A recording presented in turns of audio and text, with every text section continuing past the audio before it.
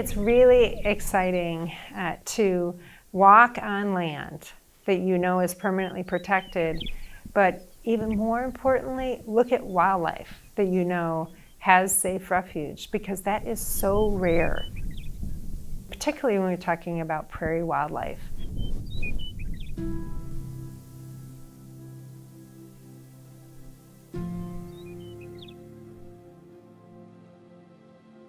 That's really exciting to be able to actually see and touch, what we are accomplishing. It's not theoretical.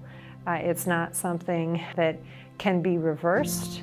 It's permanent progress for the prairie.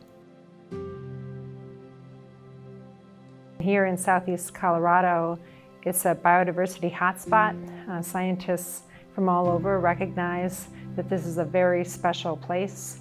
Most of the grassland remains intact. It's never been plowed. And there's also a lot of different habitat. It sustains a wide diversity of plants and animals, some of whom are found no place else on Earth. So we absolutely fell in love with southeast Colorado. We've protected it ever since.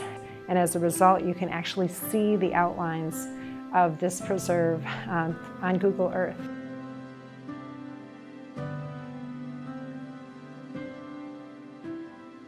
We have 6 wildlife preserves.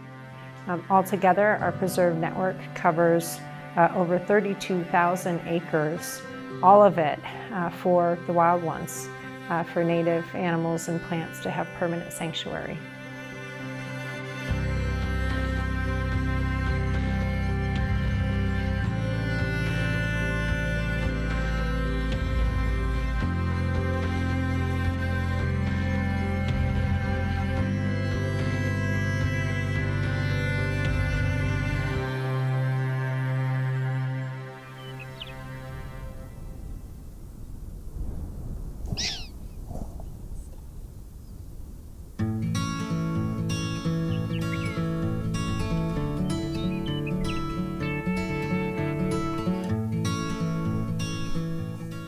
Nothing was as destructive to the prairie as the barbed wire fence.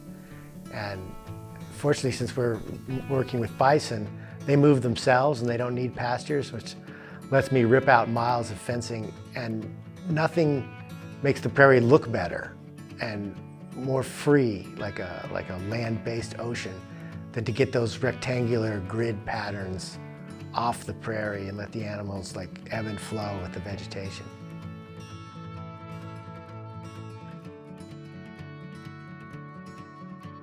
We're really emphatic about gaining ground for prairie wildlife in that that's the least we can do for these animals, and it's the most we can do for these animals, to just continually be expanding our network of shortgrass prairie preserves to provide more refuge for more wildlife continually.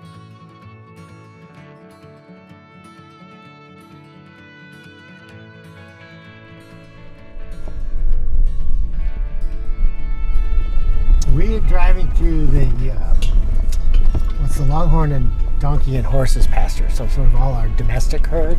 So that we have them to provide them a home for the rest of their lives, but they're not native, part of the native biodiversity of the place. So the longhorn had been rescued from slaughterhouses, feedlots, and they needed a permanent sanctuary home. And a Summerlee Foundation gave us money to buy the land. So the longhorn sort of paid for this pasture. The wild horses, they are on their 3rd bounce with humanity. They were captured from the wild by the BLM, adopted once by people, turned in, starved them, and they were seized by law enforcement. And now they're here. So when they first arrived, they were emaciated. We spent a lot of time trying to fatten them up.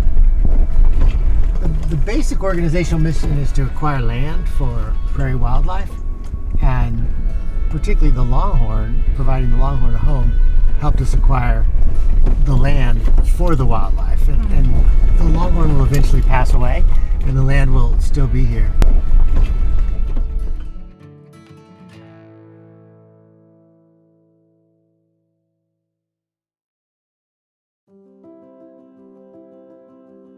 This is really a group effort.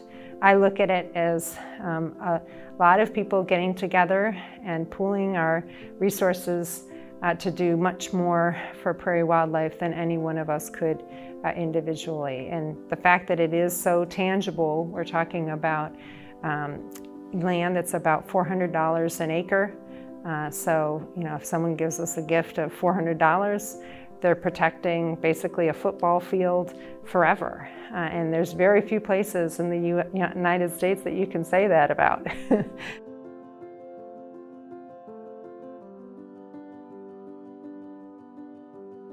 We welcome, new supporters to just learn more about what we have going on because it makes so much sense and it's really hard to disagree with. We're using the private property and free market to achieve just this incredibly important, tangible, and permanent progress for prairie wildlife.